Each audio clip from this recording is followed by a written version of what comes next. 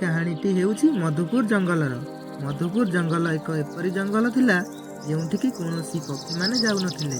କୁହାଯାଉଥିଲା କି ସେହି ଜଙ୍ଗଲରେ ଗୋଟିଏ ଟୁନି ଚଢ଼େଇ ନାମକ ଭୁତୁଣି ଚଢ଼େଇ ରହୁଥିଲା। ଯେଉଁ ଚଢ଼େଇ ସେହି ଜଙ୍ଗଲକୁ ଯାଉଥିଲେ, ଭୁତୁଣି ଟୁନି ଚଢ଼େଇ ସେହି ଚଢ଼େଇମାନଙ୍କୁ ମାରି ଦେଉଥିଲା।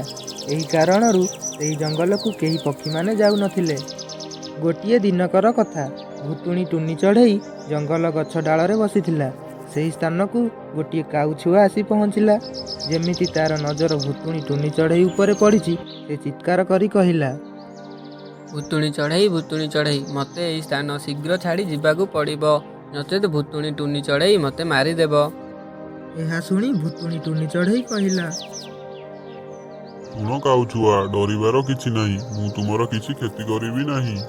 ଏହାପରେ ଭୁତୁଣି ଟୁନି ଚଢ଼େଇ କାଉଟିର ପାଖକୁ ଆସିଲା ଓ ତାର କିଛି କ୍ଷତି କଲା ନାହିଁ। କାହିଁକି ନା ଭୁତୁଣି ଟୁନି ଚଢ଼େଇର ତାର ମରିଯାଇଥିବା ଛୁଆ କଥା ମନେ ପଡ଼ିଗଲା ଓ ସେ କାନ୍ଦିବାକୁ ଲାଗିଲା। କାଉ ଛୁଆଟି କହିଲା, ତୁମେ କାନ୍ଦୁଛ କାହିଁକି? ମୁଁ ତୁମର କିଛି ତ କ୍ଷତି କରିନି। ମୁଁ ତ ଛୋଟ କାଉ ଛୁଆ, ମୁଁ କ'ଣ ବା କରିପାରିବି?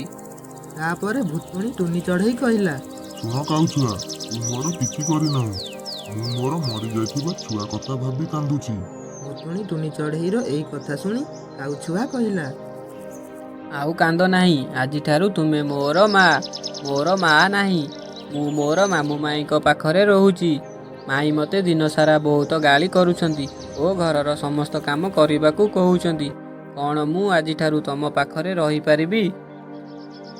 ଏହି କଥା ଶୁଣି ଭୁତୁଣି ଟୁନି ଚଢ଼େଇ କହିଲା, କାହିଁକି ନୁହେଁ, ଆଜିଠାରୁ ତୁ ମୋର ଝିଅ ଏବଂ ଆଜିଠାରୁ ତୁ ମୋ ପାଖରେ ରହିବୁ। ଏହାପରେ କାଉ ଛୁଆଟି ଭୁତୁଣି ଟୁନି ଚଢ଼େଇ ସାଙ୍ଗରେ ରହିବା ଆରମ୍ଭ କରିଦେଲା। ଭୁତୁଣି ଟୁନି ଚଢ଼େଇ କାଉ ଛୁଆଟିକି ତାର ଝିଅ ଭଳି ପାଳନ କଲା।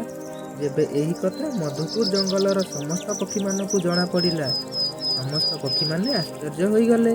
କିଭଳି ଭାବରେ ଗୋଟିଏ ଭୁତୁଣି ଚଢ଼େଇ ଗୋଟିଏ କାଉ ଛୁଆକୁ ନିଜର ଛୁଆ ଭଳି ପାଳନ କରୁଛି। ଆମକୁ ଏହି ଗପରୁ ଏହା ଶିକ୍ଷା ମିଳିଲା ଯେ ମା ତ ମା ହୋଇଥାଏ। ସେ ମଣିଷର ହେଉ କି ଚଢ଼େଇର।